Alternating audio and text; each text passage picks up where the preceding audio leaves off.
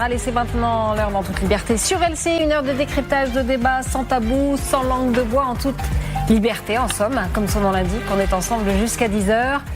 Ça n'arrive qu'en France. Ah, le service militaire, rien que le mot déclenche un flashback immédiat.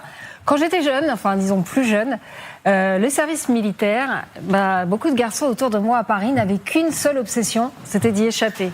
Il y avait les stratèges du sursis qui rallongeaient leurs études jusqu'à ce que la convocation finisse par s'essouffler. Il y avait les médecins improvisés, spécialistes en pathologie exotique du seul fait d'avoir fouillé dans le Vidal et dans tous les dictionnaires médicaux pour décrocher une exemption. Il y avait les pistonnés, planqués comme chauffeurs de généraux ou répétiteurs dans des associations. Il y avait ceux qui se refilaient sous le manteau les coordonnées du psy compréhensif, capable de les réformer P4 ou P5. Ah ouais, ça c'est un vocabulaire qu'on n'a pas entendu depuis longtemps. Et puis il y avait aussi les artistes du call sous les yeux, là, sous leur cerne. Opération commando de l'époque pour se fabriquer une mine de chien et obtenir une exemption. On ne formait pas des soldats, on formait des experts en désertion créative, des stratèges de la débandade. Beaucoup de grands acteurs dans le lot, je peux vous le dire. Et voilà qu'en 2025, tout se renverse. Le monde devient si inquiétant. Guerre en Europe, menace hybride, terrorisme qui remonte. Et le président qui va probablement annoncer ce matin un retour du service militaire, mais volontaire. Cette fois, oui, volontaire. Là où toute une génération cherchait la sortie de secours. Voilà qu'une autre va peut-être se presser à la porte d'entrée. Voyons, dans les mois qui viennent, si on peut retrouver la cohésion. Parce qu'en France, tout de même, on veut la protection, mais pas la contrainte. On veut la discipline, mais pas l'uniforme. On veut la nation, mais à la carte. Est-ce qu'on est encore capable de faire un effort commun pour défendre ce qui est vital ? Ça n'arrive qu'en France.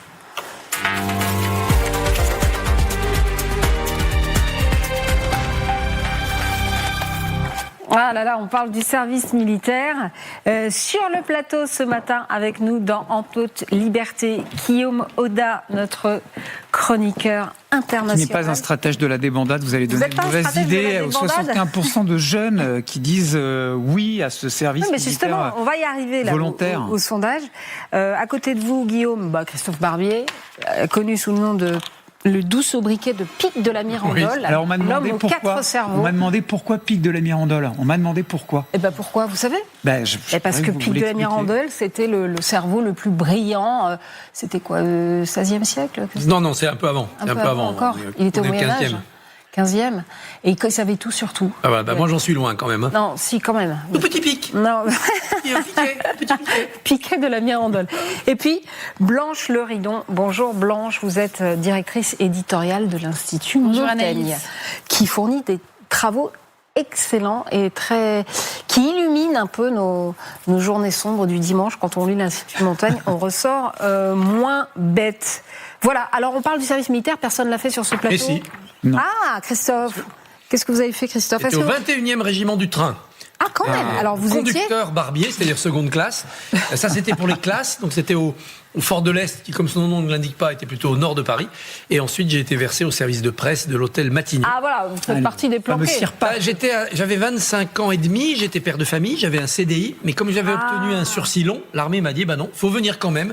Mais grâce à l'armée qui était assez sagace, j'ai pu continuer mon activité professionnelle. Je faisais le service militaire la nuit, permanence à Matignon. Et puis la journée, je continuais à travailler un peu. Vous en avez connu des gens, comme je décrivais là, des gens, parce que vous, ils sont trop jeunes les autres, mais ces héros, on avait des grands cousins, on avait qui des voulaient se faire réformer P5, les magouilles pas possibles. Bien sûr, il y avait plus que 40% d'une génération qui faisait son service, et il y avait surtout une armée qui avait des missions nobles et qui souffrait de ne pas avoir les moyens de véritablement encadrer une jeunesse complète. Et ces années de malaise, il fallait les terminer par la suppression, ou plutôt la suspension du service militaire universel et obligatoire. Moi, quand je raconte ça, c'est vrai que je faisais partie d'un milieu parisien, bourgeois, où les gens avaient d'autres choses à faire. Je sais que ailleurs, quand j'allais chez ma grand-mère dans la Nièvre, etc., c'était hyper important le service militaire. Le service militaire, c'était une issue de secours. Voyager, sortir de ce milieu. Mais pas uniquement, Christophe. Vous appreniez le permis de conduire. On se formait, on apprenait le permis de conduire.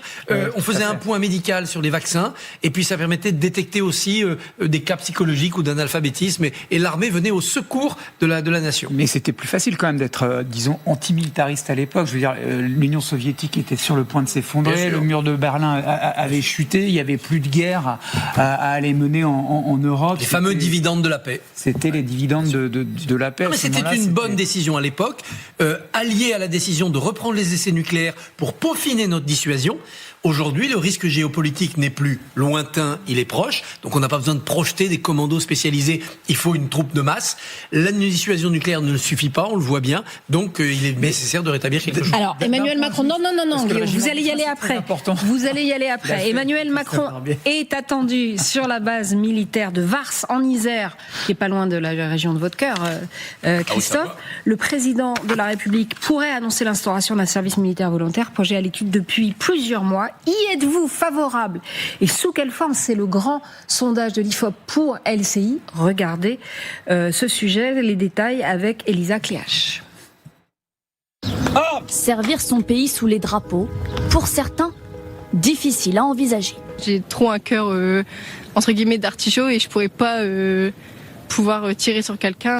Pourtant, selon notre sondage LCI, vous êtes 64% à souhaiter un retour du service militaire obligatoire, comme ces jeunes à notre micro. S'il faut servir le pays, forcément j'irai. Oui. Est-ce que je serais prêt à mourir pour la patrie? Oui. Je suis née ici, je vais vivre ici toute ma vie, donc c'est normal. Une option non envisagée par l'exécutif pour le moment. Le service militaire volontaire, en revanche, Emmanuel Macron pourrait bien en annoncer l'instauration aujourd'hui. Et cette fois encore, vous y êtes très majoritairement favorable, à 81% selon notre sondage. L'objectif de ce service militaire volontaire, répondre aux besoins de l'armée française face au contexte géopolitique. La guerre en Ukraine en 2022 a provoqué une prise de conscience sur une menace qui est une menace conventionnelle extrêmement lourde. Il faut des hommes.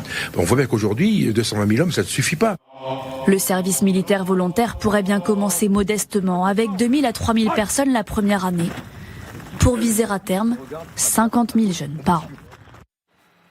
Blanche Lahaye, donc, qu'est-ce qui vous frappe le plus? C'est 81% sont pour un service militaire volontaire ou c'est 64% sont pour un service militaire obligatoire? Les 64% pour un service militaire obligatoire. C'est ça, hein. Ce chiffre-là, effectivement, est plus impressionnant parce que sur la base du volontariat, on a eu tendance peut-être à se dissocier un petit peu de cette décision-là. On dit ça ne me concerne pas, ça concernera les plus volontaires. Là, il y a quelque chose d'un petit peu différent. Alors, il faudrait regarder, bien évidemment, par tranche d'âge. Il y a plusieurs sondages qui sont parus ces derniers jours et effectivement, il y a, alors c'est étonnant, c'est pas les 18-24 ans qui sont les plus hostiles, c'est les 24-35 ans. Mais on voit quand même que c'est les jeunes, alors quand je dis les plus hostiles, ils sont quand même majoritairement favorables dans tous les sondages qui ont été faits ces derniers jours. Mais là où vous avez les étiages peut-être les plus faibles, c'est dans ceux que peut-être qui commencent à rentrer dans la vie active et qui se sentent très éloignés de cette perspective-là. Et intéressant aussi, parmi les plus, ceux qui plébiscitent le plus ce service militaire, c'est les plus âgés, donc souvent ceux qui ont fait aussi le service. Oui. Donc est-ce que ça veut dire, on en garde un souvenir suffisamment heureux, ça va participer de l'émancipation, de la construction de l'identité, du rapport à l'autre, et que c'est pour ça qu'on aimerait que les générations en bénéficient, ou est-ce que c'est une perception de la menace qui est peut-être plus forte que chez les jeunes générations, ou est-ce que c'est une façon de dire, nous on l'a fait, il faudrait que les jeunes le fassent aussi, mais en réalité on se met au diapason d'un certain nombre d'autres pays européens. Cette notion de service volontaire, elle est désormais présente en Pologne, dans d'autres pays d'Europe comme la Roumanie, la Bulgarie, la Belgique aussi qui le lancera en 2026, aux Pays-Bas aussi qui l'a relancé depuis 2023. Il ne faut pas oublier. Voilà, alors l'Allemagne c'est compliqué, je crois, politiquement de s'entendre de ce point de vue-là. Vous avez des pays qui l'ont jamais vraiment abrogé, la Grèce notamment, l'Autriche qui gardent des services militaires obligatoires, et c'est à l'étude effectivement dans plein de pays d'Europe du fait, et c'est parfaitement démontré. Voilà. Regardez. Exactement. Voilà, du fait de la guerre en Ukraine, d'ailleurs, la carte elle est très significative de ce point de vue-là. Vous voyez que les obligatoires oui, ils sont en ligne, enfin ils touchent la frontière. Obligatoire, c'est bien simple. C'est les pays qui sont frontaliers de la Russie. On voit la Finlande, on voit l'Estonie, on voit la Lettonie, on voit la Lituanie, qui sont les États baltes et la Finlande, qui partagent des frontières directes avec la Russie et qui sont directement menacés. Mais finalement, en se déplaçant vers le sud, on voit la France. Ça ne fait qu'écho à deux choses: la revue nationale stratégique qui identifie la Russie comme étant la principale menace, et puis les propos dont on a beaucoup parlé, ceux du chef d'état-major des armées, le général Mandon, qui avait parlé il y a quelques semaines, d'abord d'un possible choc d'ici à 2030, choc, et puis ensuite, soyons prêts à perdre nos enfants. Alors nos enfants, allons enfants de la patrie, ce sont les soldats, ce sont les jeunes. Mais oui, c'est bizarre cette polémique d'ailleurs. Enfin, bon. Oui, c'est une polémique qui a effectivement... non mais il est chef des armées, il parle des armées. Enfin, on parle d'enfants, ça choque, mais je pense que dans ces moments-là, l'électrochoc est nécessaire. Et quand on interroge les jeunes, qui paradoxalement, effectivement, sont peut-être moins prompts à imaginer un service militaire obligatoire que les aînés, quand on interroge des jeunes, il y a beaucoup qui vous disent... que ça. Oui, non, mais c'est-à-dire qu'en fait, ce sont quand même eux les premiers concernés, ils ne sont pas nous sur ce plateau. Et ce que je veux dire, c'est que paradoxalement, aussi quand on les interroge, ils disent « Oui, mais ça créera de la cohésion, ça créera une envie de vivre ensemble et l'idée de se sentir français et patriote. » Non, mais attention, le vivre ensemble, Guillaume. À tous les étages de la fête. Non, mais je sais bien que le mot, il vous plaît pas, qu'il est galvaudé, mais vivre ensemble, quand on vient des cités de Lozère, de Lyon, de Brest ou de la Baume en Ardèche, c'est extrêmement important. C'est la question que je voulais poser à Christophe. C'est-à-dire, la cohésion, c'est le sel. Je suis d'accord avec vous. Christophe, c'est le seul moyen où des Français d'horizons si divers peuvent se retrouver ensemble, parce que même l'école n'assure plus ce rôle-là. Tous les fils de bourgeois partent en école privée. Oui, l'école a du mal à assumer ce rôle de mixité et d'ascension sociale. La famille ne le fait plus non plus. Elle a du mal à imposer l'autorité et puis à apprendre aussi à vivre avec les autres. Néanmoins, il ne faut pas attendre de miracle de l'armée. Elle ne pourra pas tout faire en 10 mois, mais elle pourra reconstituer comme un petit peu ce pacte armée-nation. La première fois qu'on avait véritablement atteint le creuset national absolu, partageant la langue, partageant les valeurs, partageant le destin, ça a été dans les tranchées de 14-18. Ça a été la Première Guerre mondiale. C'est quand même une plaie encore vive à notre flanc. C'est quand même un souvenir sanguinolent. Donc il ne faut pas souhaiter le retour de la cohésion par la guerre. Mais le retour de la cohésion par la préparation d'une guerre qu'on va empêcher en la préparant, ça peut être un projet national. On a l'impression quand même que ce qui fédère, c'est l'ennemi. Les amis, ça fédère pas. Pas forcément regardez l'ennemi. l'état dans lequel on se retrouve. Pas forcément l'ennemi, mais la crainte. Péril, la crainte de perdre son territoire, de perdre ses valeurs, de perdre sa civilisation. Civis pacem parabellum, qui veut la paix prépare la guerre. C'est le principe de base qui évite aux ravis de la crèche de se retrouver à un moment donné fort dépourvu lorsque la bise... de l'Est. Voilà, qui claque fut... Pour savoir de quoi on parle là, quand même, à quoi ressemble l'armée française, on a un petit graphique pour vous. L'actif, c'est 200 000 militaires, donc on est loin des armées russes ou ukrainiennes même. Ukrainienne, c'est 800 000. Il y a 100 000 soldats dans l'armée de terre, 35 000 dans la marine, 38 000 dans l'armée de l'air, et il y a 40 000 réservistes. Personne n'a des réservistes sur ce plateau ? Si, moi, je me suis inscrit au service national réserve. Ça devrait monter à 100 000 dans les années qui viennent, ce nombre de réservistes. Et puis parmi les 50 000 jeunes qui feraient leur service militaire volontaire, l'armée espère que 10%, 5 000, au bout des 10 mois, s'engageront et deviendront professionnels, militaires de carrière. Moi, je suis curieuse quand même d'entendre ce que va dire le président de la République et comment est-ce que toute la chorégraphie politique va se jouer autour. Parce qu'on a quand même un Premier ministre qui a été pendant très longtemps ministre des Armées, donc il y aura certainement son mot à dire sur ces questions-là. On est en plein débat budgétaire. Est-ce que les incidences budgétaires vont être analysées dès maintenant ? Parce que tout ça n'est évidemment pas neutre, même si on a pu critiquer les montants jugés insuffisants par certains. Et puis surtout, est-ce qu'il va y avoir un consensus national ? Quand on regarde quand même dans les enquêtes d'opinion, vous avez notamment chez les électeurs La France Insoumise une réticence plus forte que dans les autres électorats, une réticence aussi assez forte de la part des électeurs Reconquête. Donc est-ce que on parle de ce service au service, pardon pour la répétition, de la cohésion nationale ? Est-ce que les forces politiques seront elles aussi dans une forme d'œcuménisme ? Non, ça m'étonne. Oui, j'étais très étonnée aussi. J'ai regardé ça. Alors, c'est pas dans votre sondage parce que j'ai pas vu la répartition par électorat, mais dans le sondage ELAB qui est paru hier, c'est 48% seulement des électeurs Reconquête qui sont favorables au service militaire, ce qui peut surprendre, puisque dingue. Les électeurs Rassemblement National sont eux favorables à ce. Vous suivrez évidemment l'allocation du président, bien sûr, sur LCI. À midi, en direct, absolument. Évidemment, vous serez devant LCI. Non, pas d'un mot. Puisqu'on parlait de budgétaire et d'espèces sonnantes et trébuchantes, en Allemagne, où on réfléchit également à cette solution-là, on imagine donner pour les volontaires 2 000 euros par mois, 1 000 euros en France. Ça donne aussi une idée de ce qui se passe en Europe et c'est pas inutile de regarder ce que font nos voisins. Allez, on verra si on fait tous notre service dans quelques mois. La France infiltrée par les espions de Poutine, c'est le à la une.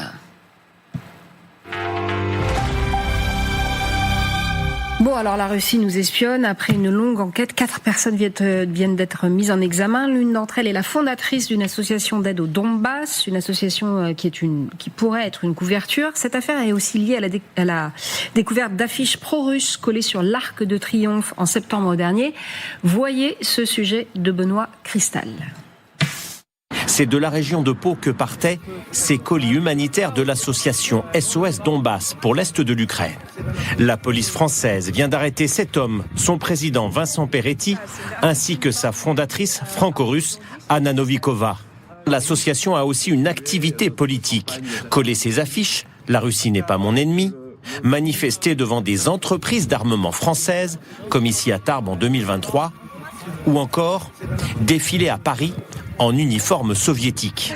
On voyait qu'il rassemblait des donations et on ne savait pas si ces donations allaient pour soutenir la population ou des soldats russes qui combattent sur le sol de l'Ukraine.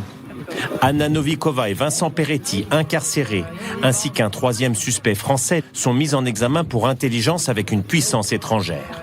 Le 4e, russe, est soupçonné d'association de malfaiteurs en vue de la préparation d'un crime. Son avocat nie toute activité d'espionnage. Le résultat, c'est qu'aujourd'hui, on a quelqu'un qui est placé en détention provisoire pour avoir collé des affiches. Les 3 suspects, présumés innocents, sont emprisonnés dans la région parisienne. Ils risquent une peine de 10 ans d'emprisonnement. Sur le plateau avec nous ce matin, Antoine Isambard. Bonjour, vous êtes journaliste co-auteur des Espions du président chez Albin Michel, une enquête passionnante sur les secrets et les échecs des renseignements sous Emmanuel Macron.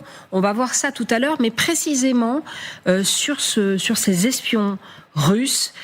Jusqu'où vont aujourd'hui les opérations d'influence russe en France, vous savez, vous ?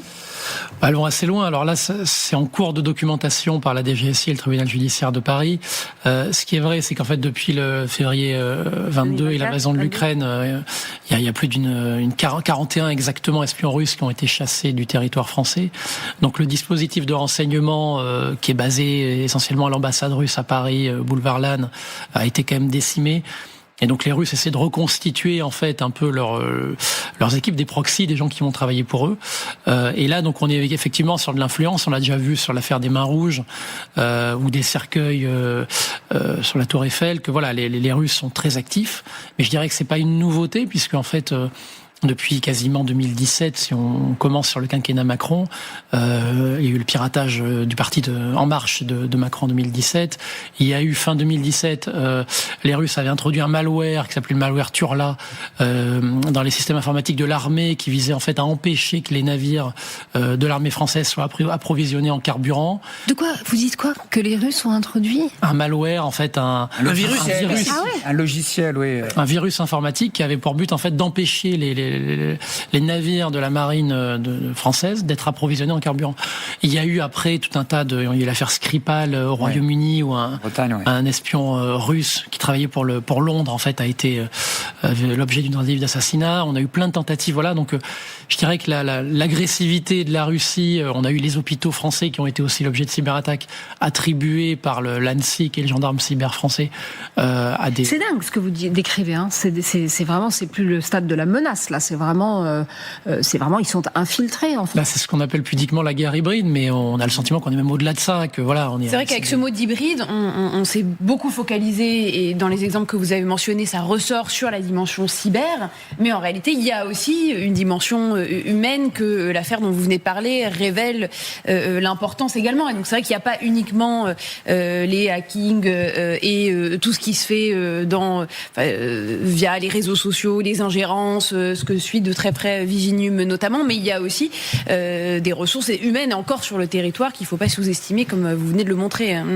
Eh bien, on va en parler de ça. L'espion qui protège vraiment les Français. On fait une petite pause et on parle de ça avec vous, Antoine. À tout de suite sur LCI. Ben oui, en toute liberté, avec vous, Antoine Isambard. On attend Pierre Gastineau aussi, encore un coup des Russes peut-être, ou de la mairie de Paris, on ne sait pas. Hein. Il n'est pas encore là, mais il arrive, il est coincé dans les embouteillages. Vous êtes les co-auteurs d'un livre qui résonne ce matin avec l'actualité, les espions des présidents. On se demande en fait qui protège vraiment les Français, parce que entre la guerre en Europe, les tensions au Moyen-Orient, les ingérences étrangères, le monde n'a jamais paru aussi menaçant. Qui nous protège vraiment, c'est donc la question qui revient dans tous les esprits. Et votre livre raconte ces années Macron, vues depuis les services secrets, leurs réussites, leurs ratés, les alertes que l'Élysée n'a pas voulu entendre parfois, et notamment en Russie d'ailleurs.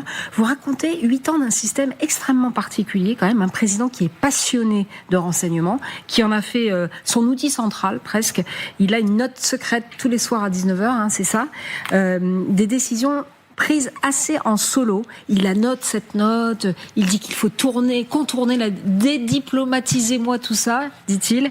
Des négociations menées par un homme de l'ombre, le fameux Monsieur Paul.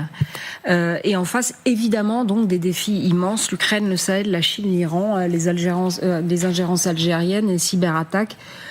Alors on se dit, est-ce qu'on peut avoir confiance en la capacité de l'État d'anticiper ces attaques? Ça n'a pas été le cas, et c'était pas sur notre sol, mais pour l'Ukraine, par exemple. Ouais, ça dépend si on est effectivement sur alors l'Ukraine, on va plutôt être sur du contre-espionnage ou du renseignement géopolitique. Et là, en fait, si on fait un peu l'histoire des 10-15 dernières années, en fait, il y a eu un renforcement très fort des services de renseignement depuis l'attentat de 2015, où là, il y a eu des budgets qui ont été alloués, des recrues énormes, et donc le contre-terrorisme est devenu la priorité. Et je dirais que ça a plutôt bien marché parce que on a connu ça et là des attentats encore, mais jamais de l'ampleur de 2015. Les JO se sont plutôt bien passés. Et donc je dirais qu'en fait il y a eu une cannibalisation en fait par le contre-terrorisme dans les services de cette matière-là, au détriment un peu du contre-espionnage, du renseignement géopolitique. C'est dingue. Ah oui. Ce qui fait que quand on est arrivé... On ne peut pas être partout, en fait. On est sur le terrorisme islamiste, et alors du coup, on déshabille Paul pour habiller... Oui, il y a des modes aussi liés à l'actualité. Aujourd'hui, par exemple, on va plus rentrer dans le narcotrafic, dans des choses comme ça, qui vont aussi prendre des budgets et des postes. Mais en fait, en février 22, on a été un peu démunis, parce qu'effectivement, on n'avait pas forcément anticipé, on avait moins de personnes sur le terrain, et le renseignement, enfin ce qu'on appelle le contre-espionnage, détecter des espions russes, chinois ou autres, était moins une priorité que détecter des réseaux terroristes susceptibles de mener des attentats en France. C'est intéressant le parallèle que vous faites entre le narcotrafic et le terrorisme, et en fait la mue des services d'espionnage et de contre-espionnage, parce que je ne sais pas si on vous le dit ou on le répète dans vos entretiens, mais souvent on entend dire les espions, et à très haut niveau la patronne de la DGSI dire on aimerait bien pouvoir entrer dans les messageries cryptées comme on a pu le faire et comme la loi nous l'a permis sur le terrorisme. Est-ce que ça serait un avantage significatif dans la lutte contre le narcotrafic que de permettre à un certain nombre d'espions, la DGSI, d'entrer dans les messageries cryptées, Telegram, etc. Alors ce serait évidemment un avantage, et ça c'est leur cheval de bataille, et c'est assez, on peut le confirmer.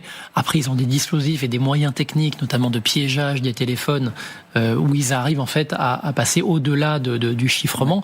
Sauf qu'en fait, ça demande du temps, c'est coûteux, et donc voilà, pour eux, ils préfèrent effectivement avoir accès quasiment à un livre ouvert en fait dans les téléphones de chacun, même si c'est contrôlé par, il y a un gendarme aussi, la CNCTR qui est chargé de ça, il y a le Matignon qui valide les demandes d'écoute.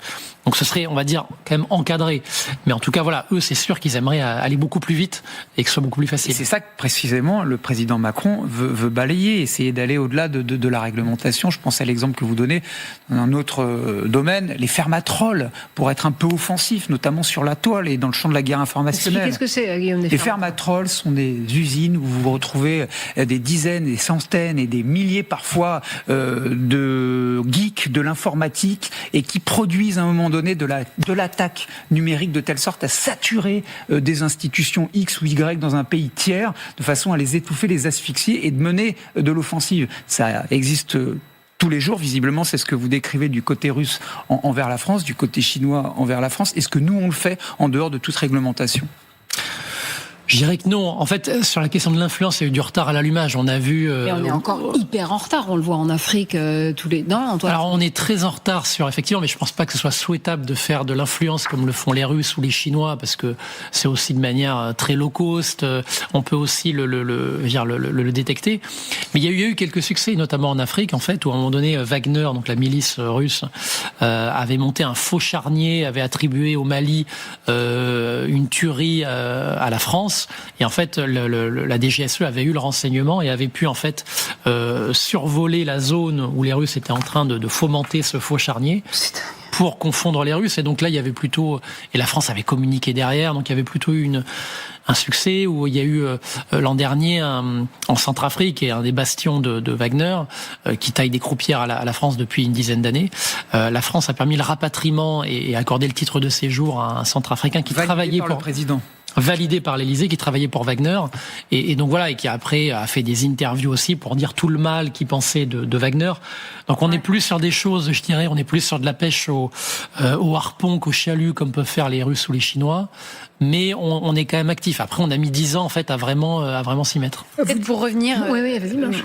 Quelque chose qui m'interroge quand même sur la Russie, pour en revenir là, parce que votre livre aussi commence par là, par février 2022, où le président qui apprend le début de la guerre en Ukraine. Vous expliquez très bien qu'il y avait eu la tentative d'Emmanuel Macron en 2019 à Brégançon de renouer le contact avec Vladimir Poutine, et en dépit de ça, il n'y a pas tant eu un aveuglement des services de renseignement, que ce soit français, britannique ou américain, mais peut-être un refus du politique de reconnaître ce qui était en train de se passer. C'est-à-dire que les services, en réalité, avaient les informations. Donc comment est-ce que vous interprétez-vous ce hiatus, et est-ce qu'il a toujours existé entre un renseignement qui, certes, est peut-être insuffisamment doté, mais qui arrive quand même à analyser un certain nombre de signaux, et la perception et la réception ensuite par le politique, et là en l'occurrence par un président de la République qui s'entêtait peut-être un petit peu trop dans sa tentative de réconciliation avec un homme, Vladimir Poutine, qu'il essayait de séduire à nouveau. Et comment est-ce qu'on articule tout ça? Et moi ça m'inquiète aussi peut-être dans la perspective de 2027, qui sera au pouvoir à ce moment-là, et à quel point est-ce que le renseignement peut à un moment donné inciter quand même le politique à dire non mais là prenez-moi au sérieux, je sais que vous avez une intuition, un instinct et que vous en êtes très sûr, mais à quel moment est-ce que le renseignement peut prendre le dessus sur cet instinct politique qui se revendique, disons, supérieur et prioritaire. Oui, puisque, alors, pour rebondir sur la question de Blanche, comme on a un président qui centralise tout, qui lit chaque soir ce bulletin secret, qui la note, je l'ai dit, qui décide, on a l'impression un peu seul. Est-ce que ce fonctionnement hyper personnel rend la France plus réactive ou plus fragile ? Alors ça a souvent été comme ça. Alors je dirais pas autant, parce que Macron a vraiment et on le voit sur d'ailleurs d'autres thèmes, une verticalisation à outrance. Il veut tout diriger, il veut diriger les opérations. Donc ça peut être effectivement gênant. Je dirais que moi, ce qui me rassure un peu dans le cadre où on aurait un pouvoir autoritaire qui voudrait utiliser les services de renseignement à des fins Blanche 2027. À des fins politiques, c'est qu'on a quand même, c'est des grosses administrations. La DGSE, c'est 7000 personnes, la DGSI, c'est 4500. Donc en fait, vous pourrez arriver effectivement à instrumentaliser tout ça, mais derrière, vous avez quand même ce que Macron a appelé l'état profond, des gens qui peuvent résister, qui peuvent faire fuiter des informations, comme on l'a vu dans d'autres pays. Donc je dirais que c'est pas... Je serais peut-être moins inquiet. Sur la Russie, en fait, pour moi, il n'y a pas eu de faille majeure, parce qu'une faille majeure, ce serait, vous avez le renseignement et puis vous n'arrivez pas, parce que il y a eu le 7 octobre en Israël, où là, il y avait des remontées et ils l'ont pas traité, donc c'est une faille majeure. Nous, en fait, il y a deux choses. Il y a Macron qui, en fait, a voulu tenter ce pari diplomatique de Brégançon, et même après février 22 parler à Poutine. On se souvient des discussions téléphoniques, sauf qu'on savait que ça ne marchait pas, et donc ça c'était vraiment de sa volonté, de son fait. Il pensait, comme il l'a fait avec Xi Jinping ou Trump, que par son charisme il arriverait à ramener à ses idées ces dirigeants-là. Et après, je dirais qu'au sein des services, il y a eu un problème, c'est que les Américains avaient le smoking gun, comme souvent, ils ont plus de moyens, ils sont meilleurs, et nous on l'a pas. Donc ça, faut pas. On est une puissance moyenne. Un rapport de 1 à 50, c'est ce que vous expliquez, je crois, sur les budgets. Oui, sur les budgets du renseignement. Oui, à peu près enfin même plus, parce qu'en fait nous on est 3 milliards d'euros à peu près le budget des services français. Les Américains, on évalue entre 80 et 100. Enfin, ça dépend un peu des... C'est dingue. C'est qui, on va clore le chapitre, hélas, mais tous les téléspectateurs de LCI vont lire votre livre qui est vraiment impressionnant de détails et de révélation, je dirais quand même. Qui sont les plus grosses menaces actuellement sur le sol français ? Aujourd'hui, vous avez en tout cas de manière quasiment systémique, c'est la Russie qui est considérée comme le premier compétiteur, un vrai rival dangereux. Donc voilà, il y a au sein du renseignement, d'ailleurs les services le disent, c'est la focalisation sur la Russie. Je dirais, il y a eu un petit switch parce que quand Macron prend le pouvoir, c'est plutôt la Chine qui est conçue comme une menace systémique, qui rachète des entreprises, qui volent des brevets d'entreprises françaises, qui fait aussi de l'espionnage politique, mais je dirais de manière moins visible, moins frontale et moins agressive que la Russie aujourd'hui. Donc voilà, la Chine est un peu repassée au deuxième plan, mais clairement, voilà, c'est la Russie qui aujourd'hui est considérée comme la principale menace pour les. Toute petite question, nos maîtres espions, ils ressemblent à qui? À Jean Dujardin ou à 1617 encore ou pas? Non, pas du tout. Je dirais que sous Macron, on a plutôt eu l'éloge des préfets. Donc on a des gens comme l'actuel ministre de l'Intérieur, Laurent Nunez, qui a été à la DGSI. On a Nicolas Lerner à la DGSE qui a été DGSI et préfet, et Narc de la promo Macron. Donc on a plutôt des hauts fonctionnaires, des gens qui vont mettre en musique de manière très vite, et très véloce les consignes du président. Et voilà, c'est pas forcément James Bond ou même un. Ouais, 1617. Voilà. C'est moule à gaufre, c'est le moule à gaufre de bureau c'est le bureau des légendes. Plus ça, ouais. Exactement. Merci beaucoup Antoine Isambard d'être passé sur le plateau dans toute liberté. Vous saluez pour nous Pierre Gastineau qui a donc sans doute été enlevé par des espions russes. C'est l'heure du carton rouge. Carton rouge ce matin pour ce Far West numérique qui n'en finit pas de nous donner des preuves de sa, de sa liberté, de son non. Enfin bref, personne ne le contrôle quoi. On peut encore en 2025 tomber sur une étoile jaune en vente sur eBay, mise à prix 500 €, présentée comme un objet de collection. Les annonces ont été retirées, mais seulement après le signalement d'un internaute et l'ouverture d'une enquête. Comment peut-on encore laisser circuler des symboles de la Shoah comme les antiquités et surtout on a l'impression, on a un sentiment, Blanche, d'une totale dérégulation, voire de non-régulation de ces plateformes. Absolument. Et ce qui est le plus préoccupant, c'est évidemment qu'il y a des gens qui souhaitent acquérir ce type de produit. Et ça ne fait que nous donner une énième illustration de la hausse terrifiante des actes d'antisémitisme aussi dans notre pays depuis le 7 octobre. Les chiffres, ils sont alarmants. Et quand vous regardez les courbes, elles parlent d'elles-mêmes. Vous avez 1570 actes antisémites qui ont donné lieu à un dépôt de plainte en 2024. Vous avez 1670 faits en milieu scolaire universitaire et souvent c'est l'apologie du nazisme. Et donc on voit là aussi ce recours à l'histoire et à l'étoile jaune avec, et moi c'est peut-être ce que je trouve le plus grave dans le contexte, une jeunesse qui est particulièrement poreuse, qui est particulièrement, disons, à l'écoute de ces discours-là et qui peut s'enfermer aussi dans des préjugés antisémites. Donc il y a deux sujets évidemment majeurs, à la fois le Far West sur le commerce en ligne dont on a des illustrations là aussi quasi quotidiennes. Il y a eu bien sûr l'épisode autour de Chine, mais Chine n'est pas l'unique plateforme qui doit être régulée. Et puis il y a en fond ce système sociétal plus profond, plus diffus, même si en l'occurrence là il est particulièrement visible et marqué par une recrudescence très inquiétante depuis le 7 octobre. Christophe, des millions de vendeurs, des millions d'acheteurs, zéro filtre et une responsabilité toujours en cours de renforcement, mais on ne sait pas où, on ne sait pas par qui. On arrive de temps en temps, souvent parce qu'il y a un peu de scandale provoqué, à interdire des ventes, à saisir des objets, mais en effet, c'est infinitésimal. En quoi ça, Christophe, c'est un problème de vendre des étoiles jaunes sur eBay? Tout ce qui est marqué par ce Troisième Reich, le nazisme, la Seconde Guerre mondiale, est un problème. Donc il faut le traiter avec des pincettes. J'ai travaillé récemment pour un roman sur la montre d'Adolf Hitler, qui a été récupérée en mai 45 à Berchtesgaden par un soldat français, qui a été dans sa famille pendant des décennies et qui a été vendu aux enchères dans le Maryland, aux États-Unis, en juillet 2022 pour $1 100 000. Et donc le débat, évidemment, a flambé. Est-ce qu'il faut autoriser ou non ce type de vente? Certains disent qu'il faut autoriser ces ventes pour pouvoir récupérer ces objets, les sortir du marché privé et les muséographier. Il y a ceux qui disent mais non, c'est des biens comme un autre, et si on peut collectionner un casque de Ulan du XVIIIe siècle, on doit pouvoir collectionner une casquette de SS. Et puis il y a évidemment des néo-nazis, des nostalgiques qui veulent non pas des objets, mais des reliques pour se vouer à leur culte du nazisme. C'est ceux-là qu'il faut combattre. Ce qui est intéressant, c'est finalement qu'est-ce que dit la loi ? Est-ce qu'on a le droit de vendre, d'acheter et d'exposer des symboles nazis ? Détenir, oui, on a le droit de détenir des symboles nazis chez soi pour sa propre collection ou pour ses propres tropismes, ses propres passions antisémites, pourquoi pas, mais on a le droit de le faire, la loi le permet. Est-ce qu'on a le droit de vendre des symboles nazis ? Oui, également, la loi le permet. Est-ce qu'on a le droit de les exposer à la vente? Non. Et c'est là que le problème eBay se pose. C'est-à-dire que quand vous mettez une étoile jaune, vous l'exposez. Et donc vous répétez quelque part l'infamie de ceux qui imposaient le port de l'étoile jaune aux Juifs, les nazis, le régime de Vichy, et de ceux qui la subissaient, ces Juifs qu'on envoyait ensuite dans les camps d'extermination, parce que c'est ça l'infamie. Et ce qu'il faut répéter et toujours accompagner ça d'un devoir d'histoire, c'est qu'il y a la loi, mais il y a aussi l'histoire. C'est l'extermination industrielle de 6 millions de Juifs pendant la Deuxième Guerre mondiale. Et acheter une étoile jaune, eh bien c'est entretenir cette espèce de petite passion antisémite.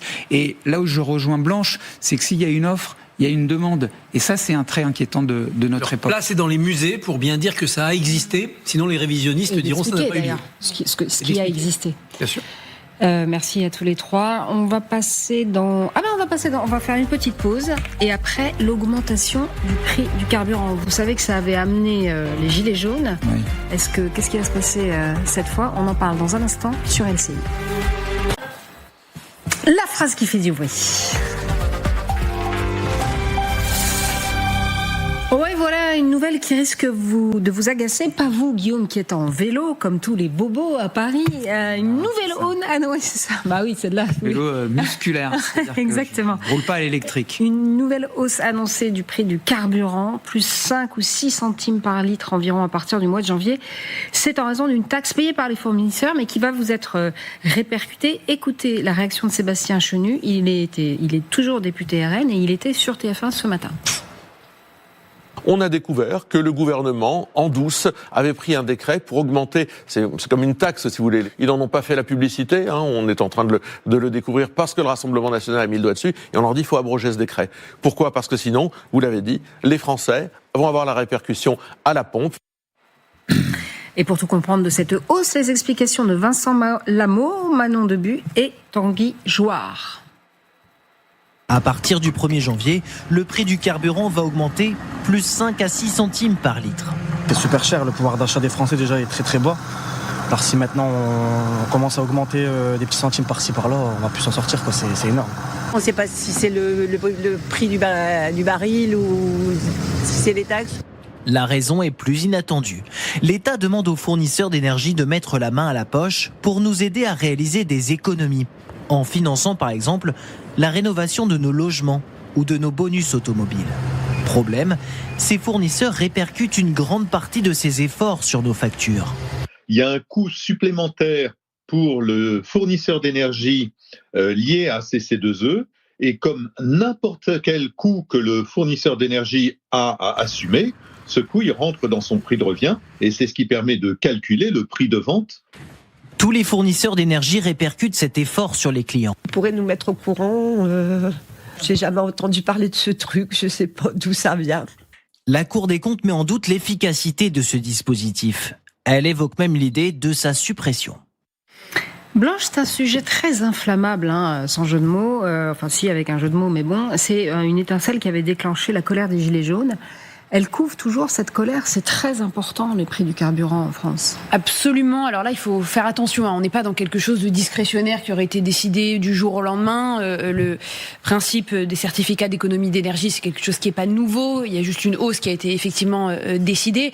Ça répond au principe du pollueur-payeur, qui est quand même un principe assez facile à comprendre, où on met à contribution ceux qui polluent pour financer des initiatives plus vertueuses, et votre documentaire a bien montré de quelle nature elles étaient. Alors je crois qu'il faut faire beaucoup de pédagogie. Je suis frappée de voir ces dames qui disent on nous a pas prévenus, on ne sait pas. C'est peut-être là, moi je crois, l'immense faille qu'il y a dans le dispositif, c'est ta capacité à expliciter pourquoi est-ce que il risque d'y avoir ces répercussions sur les prix des carburants, et montrer ce que ça peut financer par ailleurs, et que le consommateur n'est pas nécessairement lésé à la fin, puisque ça peut bénéficier pour la rénovation énergétique de son bâtiment ou pour d'autres postes qui entraîneront peut-être des économies beaucoup plus durables. Et ça, je crois qu'il y a effectivement, et votre reportage le montre, une insuffisance dans la pédagogie, dans l'explicitation explication de la raison pour laquelle est-ce que ces coûts augmentent. C'est tout le problème. On n'a plus confiance dans l'impôt parce qu'on n'a plus confiance dans l'usage de l'impôt. Si on savait, si on voyait où passent nos impôts par des améliorations du service public ou des mutations structurelles qui nous intéressent pour l'avenir, on se dirait oui, je paye, ça fait mal, mais ça sert à quelque chose. Mais le pacte de confiance est rompu parce que l'hôpital est en crise, l'éducation nationale ne va pas bien, on n'a pas assez de policiers et de gendarmes et on paye toujours plus. Et ça c'est une rupture de confiance entre l'État qui prélève et le contribuable qui paye qui est fondamentale. Qui est fondamentale. Et on va faire face à cette rupture de confiance en 2027. Dès 2026 au municipal. Regardez la polémique sur la taxe foncière. Oui, ils avancent et ils reculent. C'était pas discrétionnaire la taxe foncière, c'était prévu, révision des masses cadastrales, réévaluation des éléments de confort. Et les Français ont l'impression qu'on aura pour le coup, ça, si je puis me permettre, ça a été bricolé donc par le gouvernement et ça atterrit effectivement comme un cheveu sur la soupe et ça irrite et c'est normal. Pour ce qui concerne... c'est pas normal parce que comme dit Christophe, il y avait cette taxe, ça n'a pas été remis à jour depuis des lustres. Oui, mais cette taxe foncière, c'est quand même c'est le fruit d'une réflexion gouvernementale et des hauts fonctionnaires. En Corse, il y a des maisons qui n'ont toujours pas ni toilettes, ni eau courante, etc. D'accord, mais c'était un mauvais coup à faire aux maires juste avant les municipales. Là, ce que je veux dire, c'est que ce sont les pétroliers qui, de manière arbitraire, anticipe la répercussion de la hausse du coût de la transition énergétique sur qui ? Sur les automobilistes. Et tout ça, c'est fait de manière assez peu réglementée, assez peu transparente et de manière extrêmement rapide par anticipation. Il faut quand même un peu remettre l'église, si je peux me permettre, au milieu du village. Ensuite, le deuxième point, simplement, puisqu'on fait le parallèle avec les Gilets jaunes. En 2018, à la fin de 2018, il y avait la fameuse taxe carbone qui avait été vécue à juste titre comme extrêmement punitive. Elle devait augmenter là aussi de 5 à 6 centimes le prix au litre. Mais ça venait s'ajouter à une augmentation l'année précédente de 7 centimes et d'une augmentation l'année encore précédente, c'est-à-dire de 2016, de 7 centimes, ce qui faisait 20 centimes sur 3 ans. On était sur une constante hausse et à un moment donné, oui, vous étiez étranglé quand vous étiez automobiliste, une famille, les enfants à l'école, les courses au supermarché, aller au travail, ça représentait 4 à 500 euros de plus par an sur la facture. Donc là, effectivement, c'était totalement inflammable. Là, il faut rappeler, c'est là que je termine, depuis 2021, le prix de l'essence il est en train de baisser. Je ne justifie pas cette hausse du tout, mais c'est quand même pas mal à un moment donné de contextualiser. Et ça n'est pas forcément le gouvernement qui est responsable. Il y a un moment donné, il faut un peu interroger les pétroliers qui répercutent de manière, encore une fois, je le dis, arbitraire et anticiper cette hausse qui est liée au coût du financement de la transition énergétique. Vous parlez d'un pacte de confiance, Christophe, mais en fait, quand vous êtes dans une zone qui n'est pas nécessairement bien desservie, où il n'y a pas de transport en commun, etc., et que votre préoccupation première, c'est quand même le pouvoir d'achat, qu'on vous explique par A plus B que c'est en fait l'État, que ce sont les pétroliers, etc., à la fin du jour, c'est vous qui payez. C'est ça. Donc c'est même pas un problème de confiance ou pas, c'est un problème pur de pouvoir d'achat, non ?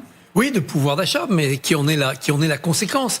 Mais là encore, si on vous disait, vous aurez moins de pouvoir d'achat, mais alors quand vous irez à l'hôpital, il n'y aura pas la queue aux urgences et vous aurez le personnel qu'il faut, les lits qu'il faut, les Français se diraient, bon, c'est plus important la santé. Donc tant pis si on m'a pris un peu trop ce mois-ci. Mais on a ni l'un ni l'autre.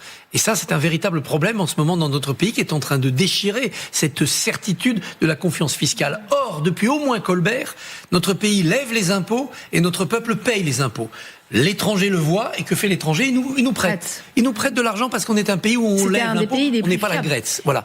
Et ça, c'est un trésor double de solidarité nationale, de pacte de cohésion et de réputation internationale. Et je crois que la façon dont les débats budgétaires ont été conduits ces dernières semaines, et en partie sur la partie recettes, je crois, ne fait que nuire davantage ce pacte et ce consentement à l'impôt de la part des Français. C'est-à-dire que c'est tellement parti dans tous les sens. Je pense qu'il y a eu une forme de colère à un moment donné. Là, il y a une forme d'abandon. C'est-à-dire les gens ne comprennent plus rien. Là, de résignation. Résignation et aussi d'incompréhension. Et donc, effectivement, ça ne va pas aider à restaurer ce pacte de confiance que vous évoquiez. Il y a un moment donné où les Français, classiquement...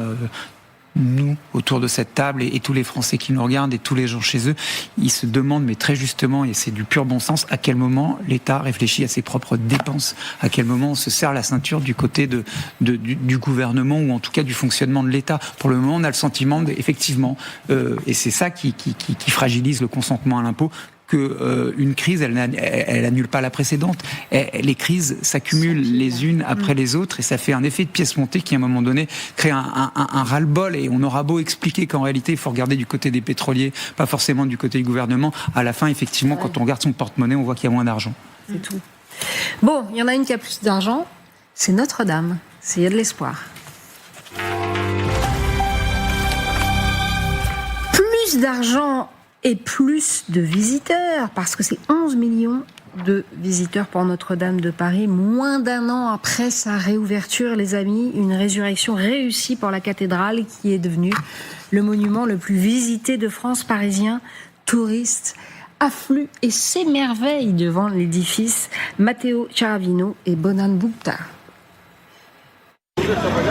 Un an après la fin de sa convalescence, Notre-Dame a repris des couleurs.